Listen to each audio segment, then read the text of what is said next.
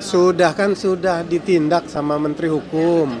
Iya sudah ada tindakan. Jadi itu bagus. Contoh buat yang lain. Era sekarang di zaman Pak Prabowo sudah tidak bisa main-main. Jadi kalau main palak, main peras-peras begitu, ya konsekuensinya akan dipecat.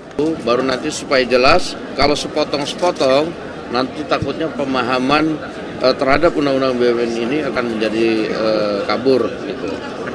Karena dari semalam ini banyak sekali ada draft-draft yang bukan kita bahas. Nah, sehingga saya mengimbau kita tunggu ini sebentar lagi diundangkan dan PP-nya jadi, baru kemudian kita akan keluarkan supaya tidak menjadi rancu di masyarakat. Demikian.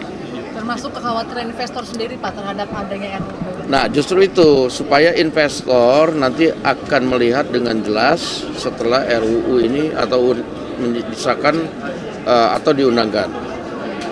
Efisiensi pembentukan dan antara sebesar 1.000 triliun ini gimana? Kok efisiensi? Ya ada isu seperti itu, sebuah badan pengelolanya.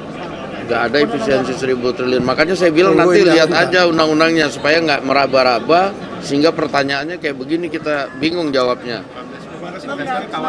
Sedikit soal perubahan tatip ini Bang, ini kan bisa mengevaluasi mitra pejabat yang dipilih lewat lewat fit and proper di DPR. Ini apakah cukup Bang gayung hukumnya untuk mengevaluasi itu lewat tatip Bang? Iya, saya pikir kan itu cuma penegasan saja dari fungsi pengawasan yang selama ini sudah ada. Bahwa pengawasan yang dilakukan oleh DPR terhadap mitra-mitranya itu juga sudah berjalan.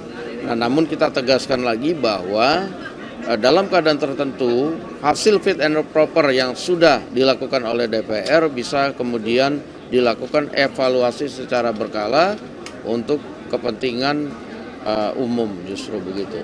Berarti ada kemungkinan bisa diganti ya Ketua KPK, Ketua MA, MK di tengah. Nah, kita belum bicara sejauh itu. Yang kita lihat misalnya ada satu lembaga yang pensiun misalnya umurnya sampai 70 tahun.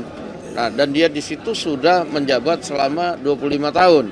Dan sekarang kondisinya misalnya sakit-sakitan. Nah, ini kan kemudian kita harus lakukan fit and proper apakah yang bersangkutan itu masih dapat menjalankan tugasnya dengan baik. Nah, kalau tidak kan kita harus kemudian lakukan mekanisme agar yang bersangkutan dapat digantikan oleh yang lebih layak dalam menjalankan tugas-tugas negara. Demikian.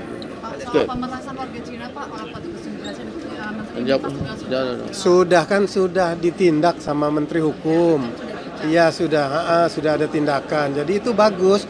Contoh buat yang lain, era sekarang di zaman Pak Prabowo sudah tidak bisa main-main. Jadi kalau main palak, main peras-peras begitu, ya konsekuensinya akan dipecat. Jadi ini pelajaran buat yang lain dan seluruh institusi. Ini bukan hanya berlaku di imigrasi, seluruh institusi kementerian di bawah pemerintahan Presiden Prabowo. Masuk dorong DPR optimalisasi sistem imigrasi kita juga. Iya, otomatis kan itu. Imigrasinya memang harus kita optimalisasikan.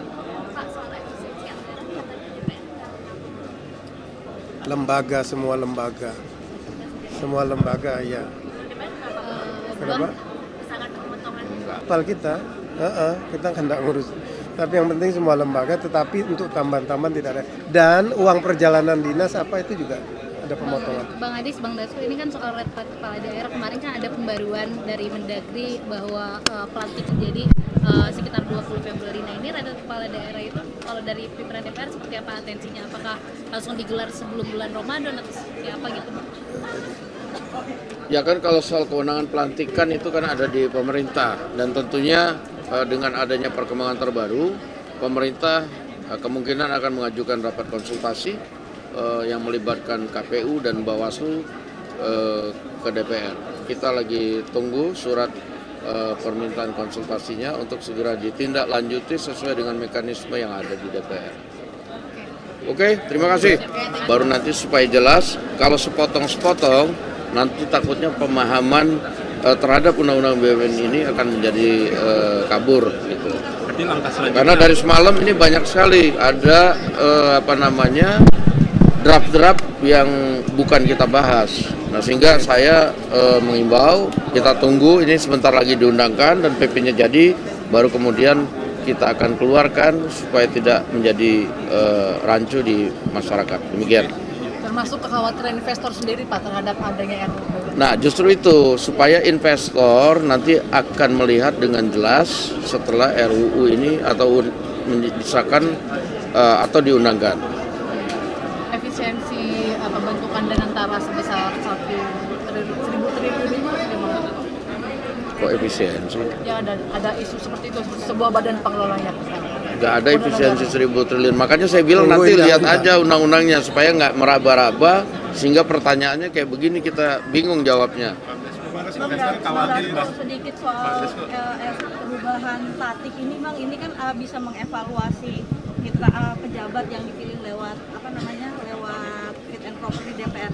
Ini apakah cukup Bang gayung hukumnya untuk mengevaluasi itu lewat tatip Bang? Iya, saya pikir kan itu cuma penegasan saja dari fungsi pengawasan yang selama ini sudah ada. Bahwa pengawasan yang dilakukan oleh DPR terhadap mitra-mitranya itu juga sudah berjalan. Nah, namun kita tegaskan lagi bahwa dalam keadaan tertentu hasil fit and proper yang sudah dilakukan oleh DPR bisa kemudian dilakukan evaluasi secara berkala untuk kepentingan umum, justru begitu. Berarti ada kemungkinan bisa diganti ya Ketua KPK, Ketua MA, tadi tengah Nah, kita belum bicara sejauh itu. Yang kita lihat misalnya ada satu lembaga yang pensiun misalnya umurnya sampai 70 tahun. Nah, dan dia di situ sudah menjabat selama 25 tahun. Dan sekarang kondisinya misalnya sakit-sakitan. Nah, ini kan kemudian kita harus lakukan fit and proper apakah yang bersangkutan itu masih dapat menjalankan tugasnya dengan baik. Nah, kalau tidak kan kita harus kemudian lakukan mekanisme agar yang bersangkutan dapat digantikan oleh yang lebih layak dalam menjalankan tugas-tugas negara. Demikian. Soal pementasan warga Cina Pak, apa tugas imigrasi Sudah ditindak sama Menteri Hukum. Iya sudah ada tindakan. Jadi itu bagus. Contoh buat yang lain. Era sekarang di zaman Pak Prabowo sudah tidak bisa main-main. Jadi kalau main palak, main peras-peras begitu, ya konsekuensinya akan dipecat. Jadi ini pelajaran buat yang lain dan seluruh institusi. Ini bukan hanya berlaku di imigrasi, seluruh institusi kementerian di bawah pemerintahan Presiden Prabowo. Masuk dorong DPR optimalisasi sistem imigrasi kita juga. Iya otomatis kan itu. Imigrasinya memang harus kita optimalisasikan.